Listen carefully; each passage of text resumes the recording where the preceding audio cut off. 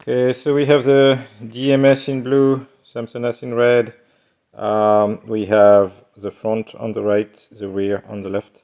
Main difference between Samsonite and DMS in terms of length of the shock.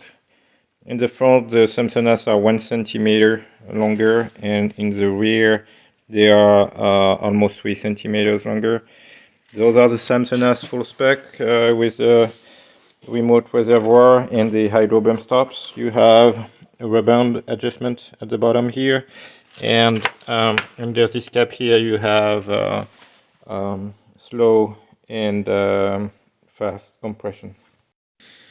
So the dampers come with a build sheet and a setup sheet. It has a serial number for each of the struts that you can find here on the reservoir, and it tells you the recommended setting for high-low speed compression and rebound, and how to adjust them. They don't provide you any tools, but they are relatively standard tools. You need a 3 mil Allen, and otherwise a flathead screwdriver and a 12 mil.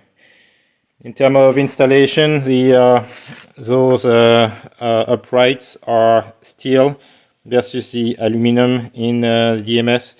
So the DMS has that super thick upright to compensate the fact that it's aluminum, which give clearance issues in the rear with that bottom bolt that is super close to the axle that you have to cut, and oftentimes rubs against the axle boot. So you see the amount of space here between the nut and the axle, and we're going to compare that to the clearance we had with the DMS. You can see there's almost no clearance. The nut is almost rubbing against the CV axle boot. So there won't be such issue here. In the front, DMS uses this small metal insert to get rid of the camber bolt, and then they have those offset spacers here. You can see that insert in the shock. I might have one here, and put the bolt at an offset, so that's how you adjust the camber. With the Samsonite, it's a bit the same principle. They give you a different offset washers. They are not going directly in the body of the strut. There's a piece sticking out, so that acts as a washer as well. And they give you 2 of each, 1, 2, and 3. Here I have 2 sets of shocks, and here those are the inserts that go in the knuckle, so that they to replace the camber bolt, and they have 2 for the front and 2 for the rear. So for the bolts, the bottom bolt, you can reuse a stock strut bolt at the same front and rear at the bottom. For the top, they don't provide you any bolt. They provide you an insert, like this one, that goes here to downsize from the stock size bolt, which is an M14, to an M12. So you will have to source an M12 bolt with a nut to fit through those camber washers that only take M12. So another major difference is the spring rates. So here we have 380 in the rear, and we have 340 in the front. We also have a small halter spring at the bottom. The the DMS was only 260 in the rear and 225 in the front. So big difference in spring rate. The springs are also longer on the Samsonite. So we'll see how that helps with travel. Looking at the top hats, we're using the Group N top hats on the DMS. We have solid top hats here on the Samsonite. So the updates I'm doing for the struts, for the top hat bolts, I'm going with 35 mil M8 bolts, so that they are longer. The problem with the stock ones, if you have, like here, reinforcement plate, and then you have a strut bar like I have, the stock bolt is not long enough. You won't be able to thread the nut. And since we have solid top hats with the vibration, the nuts get loose, so I always use Nord-Lock washers. They are wedge lock washers. If you don't know what they are, you should have that on all your suspension components and everything that gets loose. So that's going to add another layer of thickness between the nuts and the bolt. So we're going to unscrew the stock bolts from the top hats, put those hex socket screws back in that are a centimeter longer than the stock one. So here you have the stock bolts, and those are the new one I'm installing. So you can see here the stock one versus the new one, the extra length. So to just remove them, it's a 6 Allen.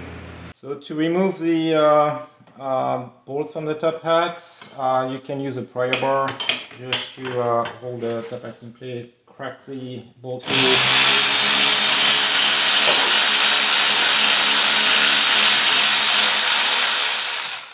Of the board. They are mounted with a tiny bit of Loctite, so some of them can be a little bit hard to crack.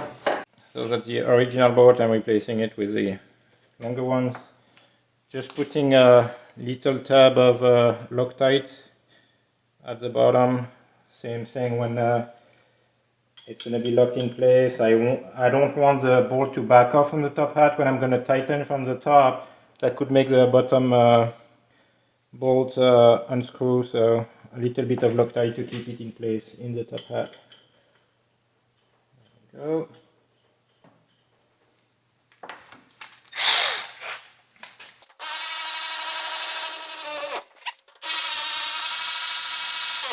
Here you can see the difference. The stock bolt that is still in the top hat just arrived flush with the strut bar. Here the longer bolt, I will have room to put my Nord-Lock washer and my nut on top. So this is how it looks after installing the extended studs. Now I have my strut bar, my Nord-Lock washer in the middle, and the nut at the top, and the bolt is long enough. So the next step is going to be the adjustment of the strut. So the strut comes with a damper setup sheet. Here I have a number on the strut, 21359H, which corresponds to the 21359H on my sheet here. So I know that this one is the front right. And now I'm going to set up the low speed and high speed compression, make sure they are set. So recommendations are 20 clicks from fully closed for high speed and 15 clicks from fully closed for low speed. So I'm going to start with the low speed. Just need a flathead screwdriver. I'm going to go to fully closed. So I'm taking the screw here, going to fully closed. I'm fully closed, and now I'm counting backwards. 1, 2, 3, 4, 5, 6, 7, 8, 9, 10, 11, 13, 14, 15. My low speed is set up. Now for the high speed, it's a 12 millimeter. So same thing, I'm going to go fully closed. I am going to count 20 clicks backwards. 2, 3, 4, 5, 6, 7, 8, 9, 10, 11, 12, 13, 14, 15, 16, 17, 18, 19, 20. That sets up my shock for the default setup that I've been given. So I'm going to start with this. I'll put the cap back on. And the last thing to adjust is rebound. Rebound is at the bottom. The front ones, it's almost impossible to do it in the car because the axle is just under there, so you won't have room to put the Allen in there. Much easier to do before mounting them. So here I'm at full lock, and they say 1.5 turns. So half a turn, 1 turn, 1.5. And my rebound is set to the default settings. So now I'm just gonna have to go and mount this in the car. You can adjust the preload in the spring. For now, for the right height I'm running, I measured from here at the bottom of the strut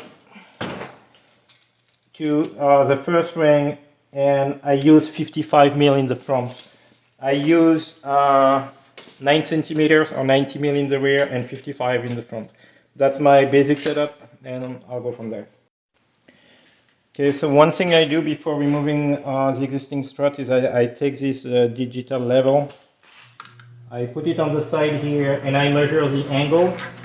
So here it's 88.2. So I know that I have 1.8 degrees of negative camber. When I'm going to put the new strut in, I'm going to try to achieve the same camber by measuring here directly at the wheel. So if you had DMS installed in the front, you had that insert here in the knuckle. So one thing I recommend is taking the stock camber bolt that has the wider side on this side and use it to hammer it out and use it to press the insert out. The insert for the Samsonite is a different diameter. It's a thicker one because it's only M12 inside.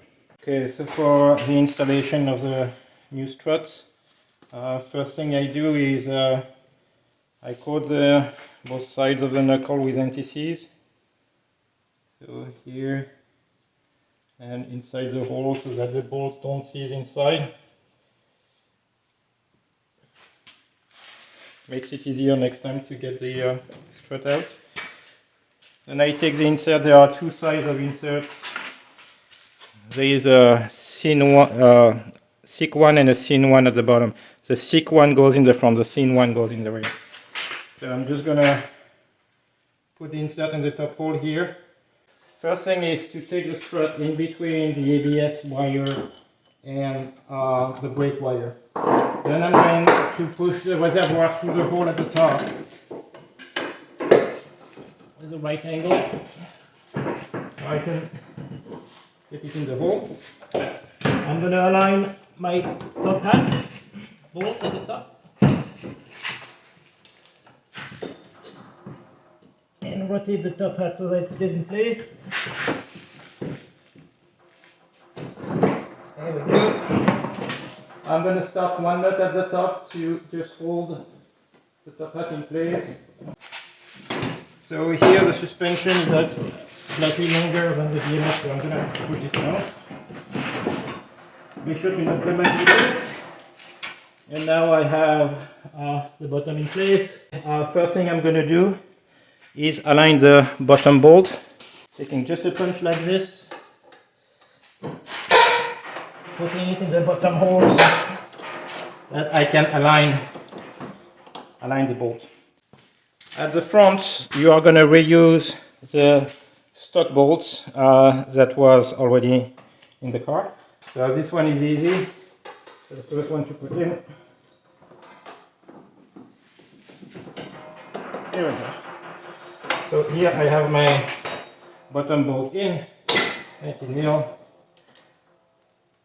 The top bolts, now you have to either get an M12 bolt. Those ones are M12 by 125, 55 mil length. You can find them online. Here is a description. Subaru bolts, those M12 bolts here, actually they come in the front subframe just behind there. Those are the same bolts, they are M12. There's a long one and a short one. You have to get the short one, otherwise they are not going to be threaded far enough. And then you get an M12 125 flange nut to go to the top. So either you will use a factory bolt and they are just the right length, or you use those bolts that are threaded all the way. You need at least 55 mil to clear the camber washer, and if you put a Nord lock washer to accommodate also for the Nord lock washer. So camber bolt was an M16 with an M14 head. So now we are M12 all the way through the camber washer and the insert inside. Okay, I'm gonna go secure the nuts on the top hats and we'll finish here. So here is the top hat with the 3 nuts secured. We have the STI strut bar at the top, so with you see the extended studs are necessary to cover all this, and then the remote reservoir will come here. We'll do insulation like we did for the other car, and I've put it in between the airbox and the wiring for the O2 sensors and everything. Okay, so now we're gonna here finish the bottom. We have the 2 bolts in place, and we are gonna have to adjust the top one to get the camber we had before. Now I'm gonna take my digital level. I'm gonna apply it to right there. So I'm gonna leave it there and tighten my bottom nut in place with a 19 to maintain the camber I need. So now my top hat is already tight. I'm gonna recheck that the camber is where I want it to be. Yep, if you do too. So now the only thing I have to do is I'm gonna remove my top nut, which is my top bolt, which is a 17 nut.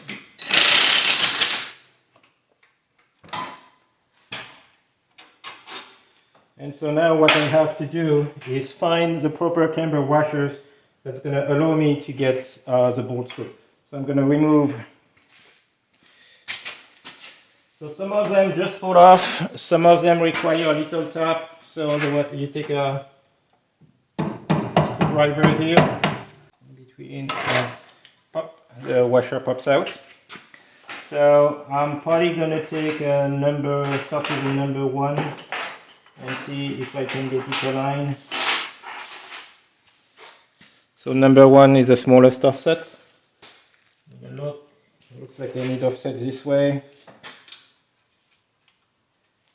I'm going to try like this. I'm going to take my bolt and see if it fits in the hole. Yeah, looks like we might have a winner.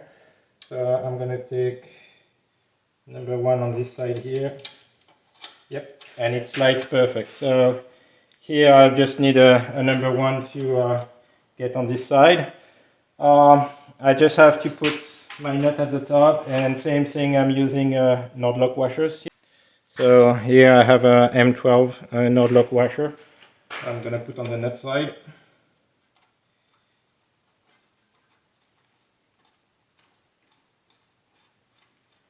And I just have to tighten with my 17 mil.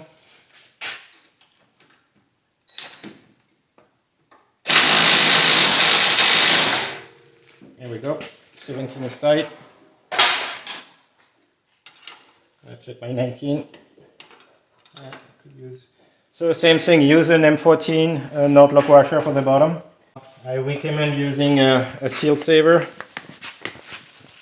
coilover saver. So that's the seal that's going to protect the top and the seals of the insert here, so that if you don't get any crap on the shaft, it won't push it through the seal.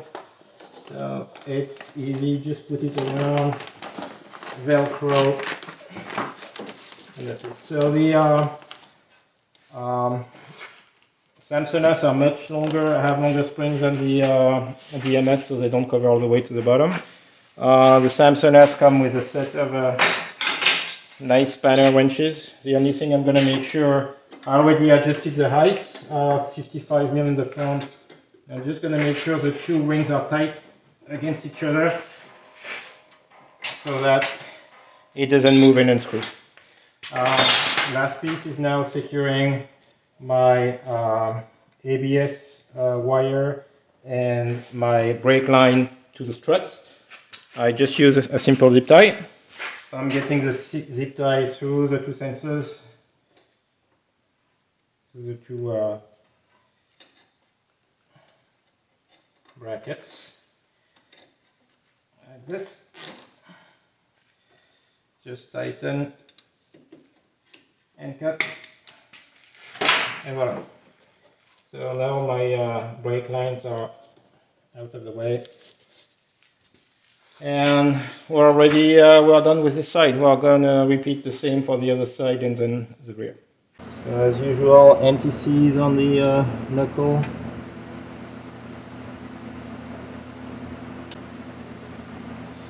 I have to take the insert and put it on the top hole here.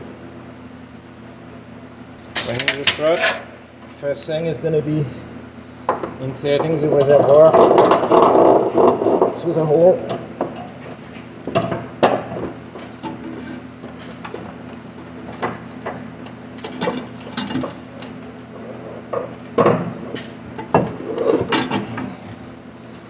Making it follow through so I can align the top hat.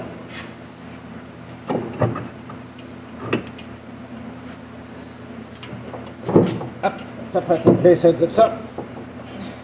I'm gonna get a nut started at the top.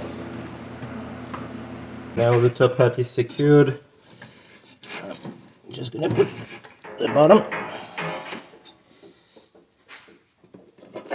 So always the same technique.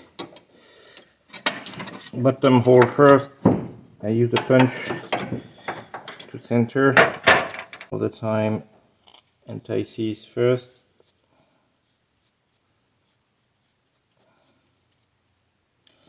And get the bottom bolt through. There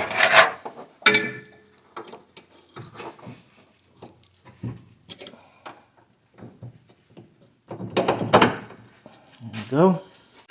Got it started. I'm gonna take my 19mm to get it all the way through.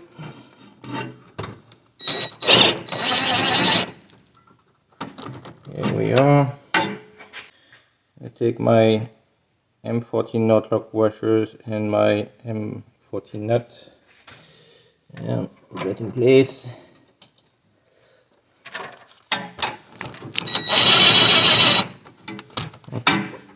Just enough so that it's not going to move, but it's not blocking, so I can still rotate the assembly here to put that. So usually it's pretty hard, especially if you still have the sway bar in place. So the trick is to take a little jack. I'm just taking a little bottle jack under the under my drum.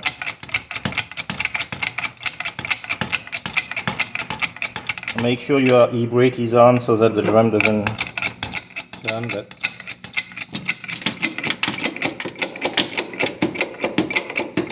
And here, there we go. I'm gonna jack up until my hole is aligned for the. Make a bit more.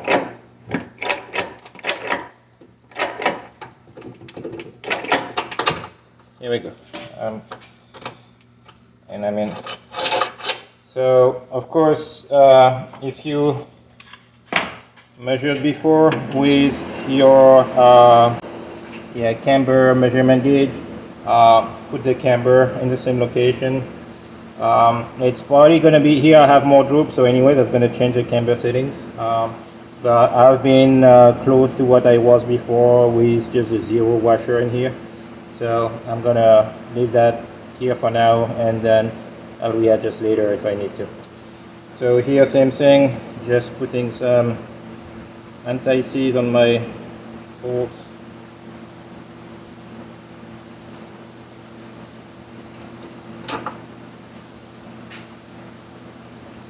Gonna be a 17mm at the top.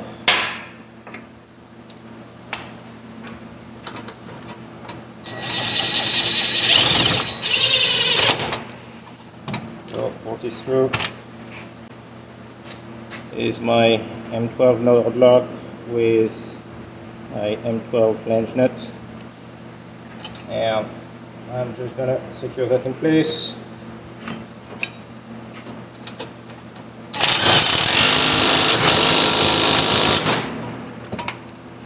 And now we're tightening my 19mm at the bottom.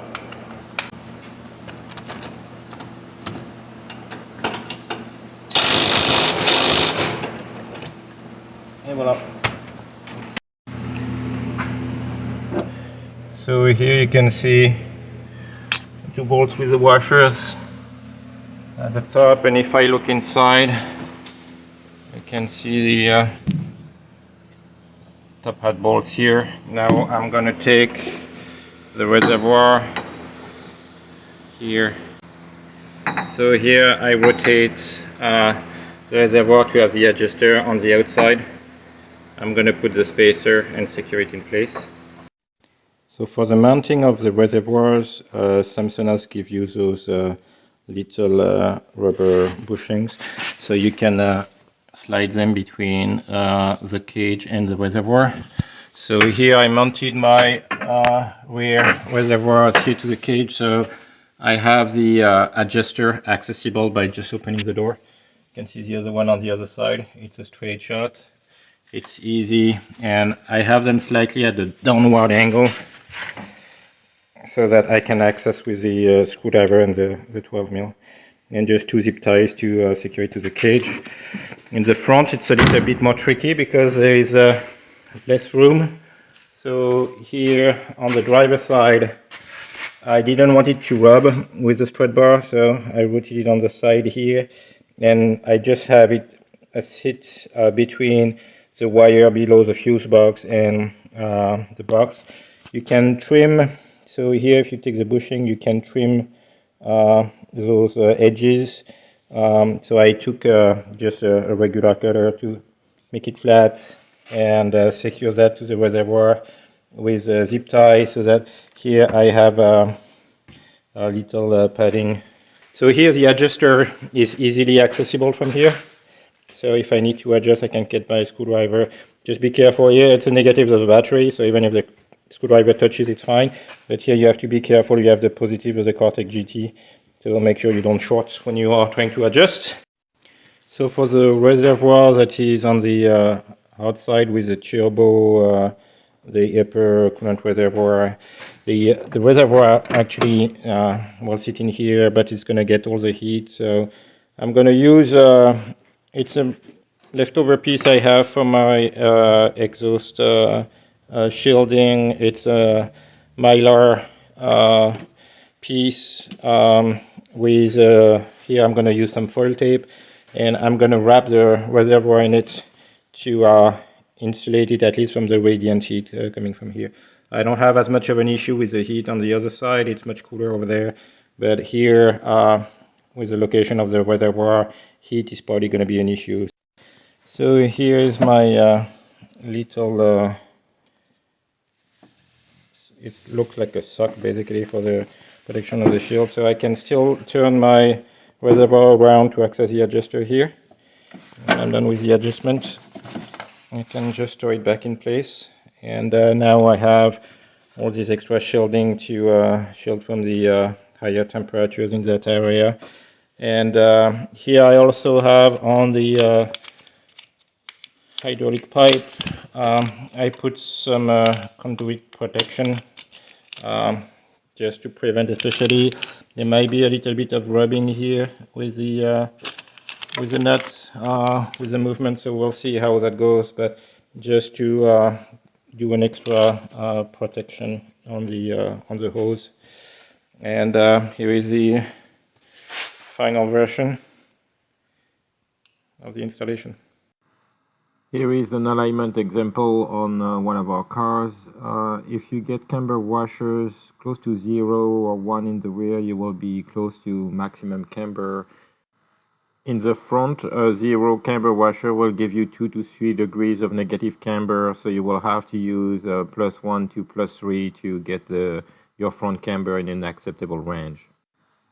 A good approximation is half a degree of camber per number, so camber washer 1 will give you plus or minus half a degree, a 2 plus or minus 1 degree, and a 3 plus or minus 1.5 degree. So here we have a bunch of 04 STI axles. Actually this one is a male that has been converted to a female. Depending on the production months, you have male or female axles in the front. This one is a rear, but they have different boots. Actually, most of the female axles have those large boots that are ribbed and stick out of the hub, whereas the male axles usually have the smaller boots. Some of them are even shorter than this, and those ones will actually clear the shock. But if you have the one that has the extended ribs like this, they won't clear the shocks. Okay, here you can see the stock CV axle boot is rubbing, so I got some grease that came out because there is contact here. So you can see those smaller boots clear, no problem. And those are male axles. So if you get aftermarket boots that are smaller, even at full group, you will clear the and there will be no rubbing.